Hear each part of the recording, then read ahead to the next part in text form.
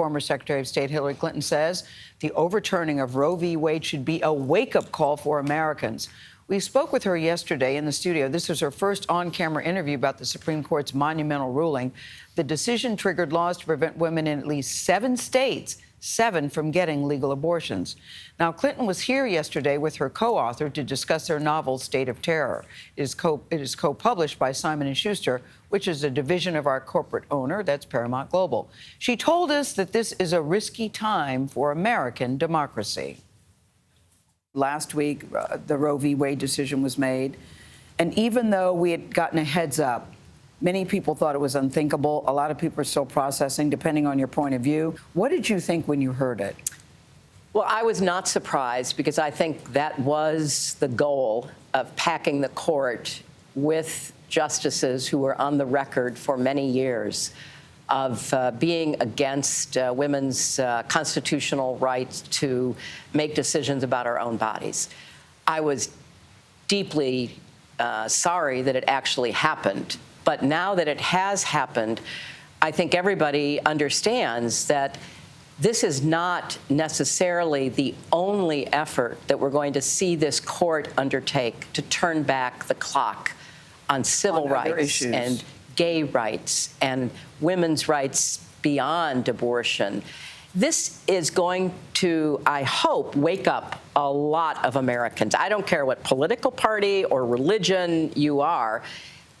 The question is, who decides? Is the government going to be in your bedroom? Is the government going to be making these decisions? We are only at the beginning of this terrible travesty that this court has inflicted on us. And what do you say to the supporters, though, who say, listen, we are protecting the rights of unborn children? They have rights, too. What do you say to that? You know, that seems to be the core argument. I say that, that is predominantly a belief rooted in religion, which I respect. And that's why, in a pluralistic democracy like ours, the court in Roe v. Wade said, the government is not going to make this decision. If it is your personal belief, based on whatever, that there is no legitimate basis for abortion, even if you're in the hospital and you're bleeding out, even if you're told that you have cancer and chemotherapy is necessary and therefore an abortion is necessary. No matter what, you get to make that decision. I might not agree with it, but you get to make that decision. But you and those who support your particular point of view cannot dictate that decision to every other woman. And, for many years, the abortion rate was going down.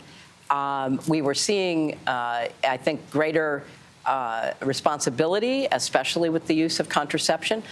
So what is their ultimate goal here if they begin to chip away at all of these rights? It truly is to erase the progress that women have made from the last 150 years. A couple of the senators have said that they were misled by the justices. Does this say to you that we need to change the confirmation hearing process? Well, I think they were misled in part because they wanted to be misled. They had... You think they knew that this was going to happen? They either knew or they were blind to what the history of the people before them. Anyone who is surprised by this is not paying attention. So these people were selected for this purpose.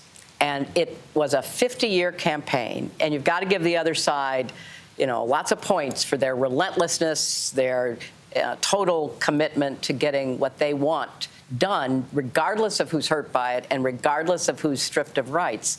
Is this a time for the Democrats to take on the filibuster, do you think? Well, I've been saying for quite some time, I think the filibuster should be eliminated at the very least for constitutional questions like voting rights, like a woman's, constitutional rights to make decisions about her own body. So if you can't lift it completely, lift it for those two things that have huge consequences for our country. And last question. You're a former First Lady, former Secretary of State, former Senator. Do you miss the day-to-day of politics? Is there any scenario in your brain that you would think, I want to get back in? No, but I miss it. I miss it. There's no scenario in 2024 that you would even remotely consider. I can't imagine it. I really can't.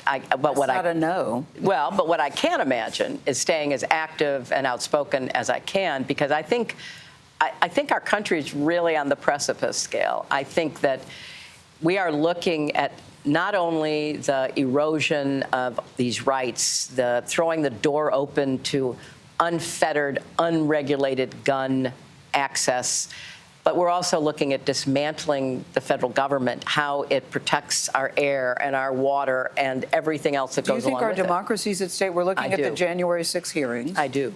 You think the democracy is at stake? I do. As we sit here today. I do. Will anything come of these hearings?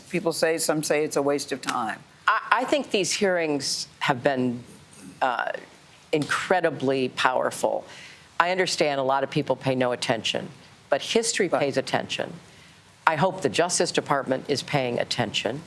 I hope in these midterm elections, candidates and the Democratic Party pay attention, because you cannot let those who attacked our Capitol and those who urged them on to do so act with impunity. That's what happens in dictatorships and authoritarian regimes. So I think it's important that people recognize, if there were ever a time to vote, and to vote literally for your rights and our future, it's this midterm.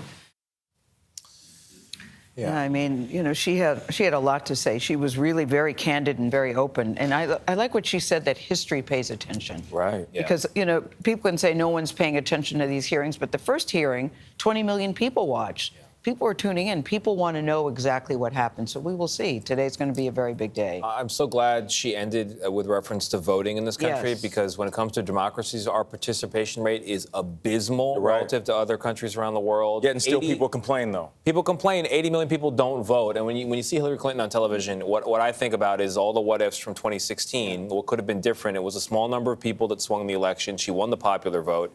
If people had gone to the polls, 3 Supreme Court justices that had been appointed by Donald Trump might have been appointed by her. We don't have this decision today. Exactly You're right about that. Yeah, she's spot on. She said we're turning back the clock.